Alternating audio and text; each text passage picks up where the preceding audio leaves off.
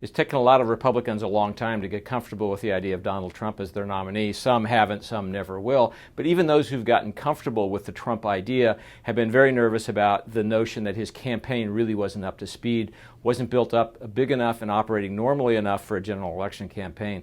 Well, I think there are three things underway this week that are going to ease some of those concerns about the Trump campaign that make it look a little bit more like a conventional campaign than it has before. First of all, money. The Trump campaign announced on Wednesday that it had raised $20 million directly for the Trump campaign and some additional millions for the Republican National Committee in the month of June. That's a pretty respectable figure. It doesn't match Hillary Clinton's $40.5 million for the same period, or the $288 million she's raised for the entire cycle, but it's a lot better than the $3.1 million the Trump campaign had raised in May, and suggests that it is now taking the idea that it needs to raise money to finance a robust general election campaign much more seriously.